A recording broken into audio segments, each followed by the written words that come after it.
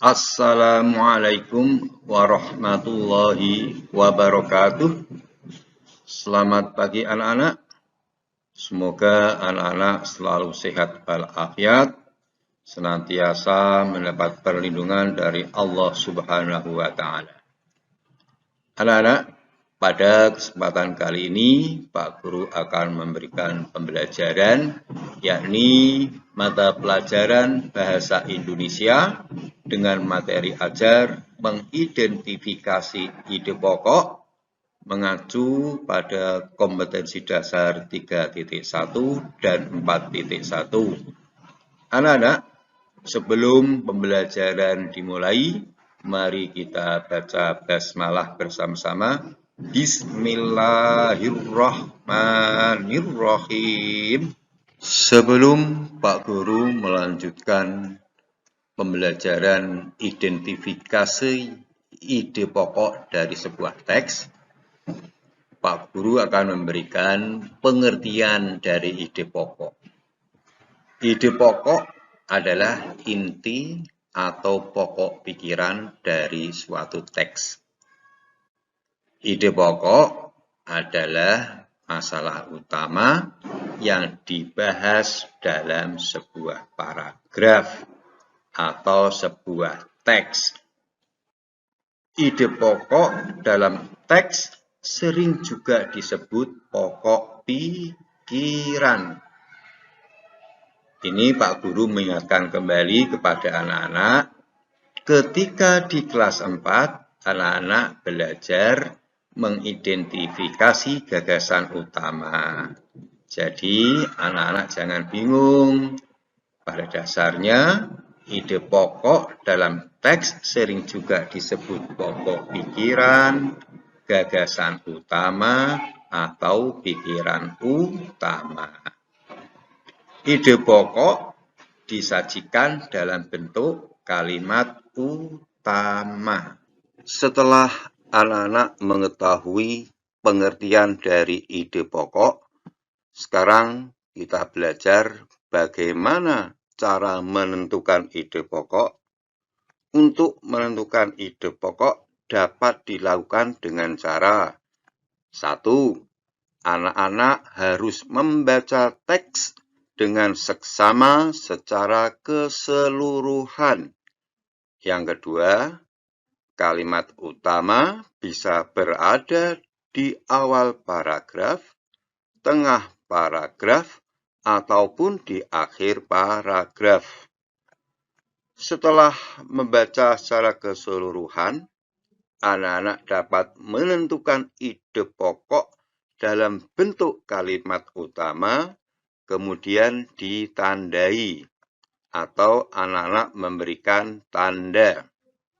Yang keempat, yang akhirnya, ide pokok dari suatu teks dapat ditentukan. Setelah anak-anak mengetahui pengertian ide pokok dan belajar bagaimana cara menentukan ide pokok, selanjutnya Pak Guru akan menyajikan sebuah teks sebagai latihan anak-anak untuk menentukan ide pokok.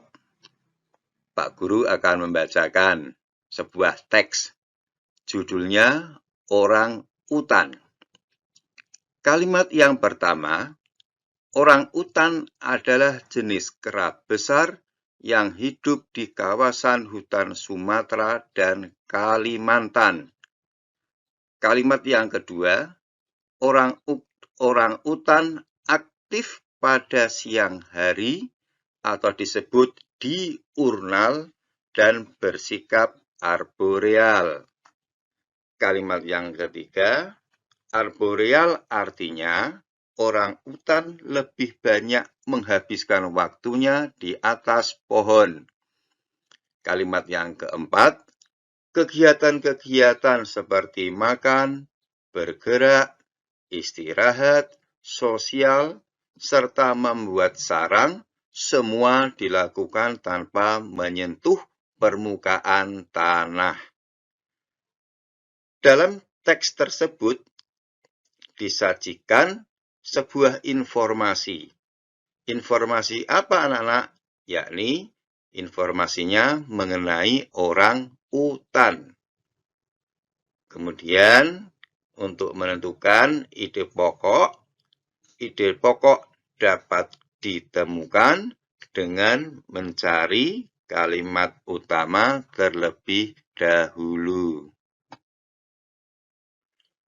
Setelah anak-anak membaca dan menyimak dengan seksama paparan Pak Guru, maka dapat ditentukan bahwa kalimat utama dari teks orang utan terdapat pada kalimat yang pertama atau pada awal paragraf, yaitu orang utan adalah jenis kera besar yang hidup di kawasan hutan Sumatera dan Kalimantan.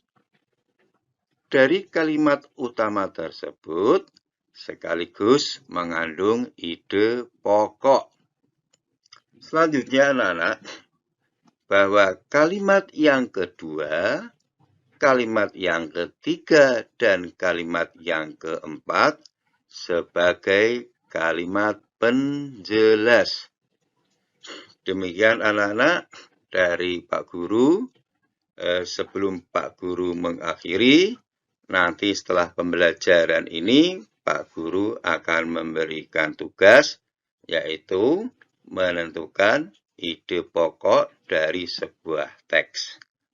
Demikian anak-anak, atas perhatiannya. Wassalamualaikum warahmatullahi wabarakatuh.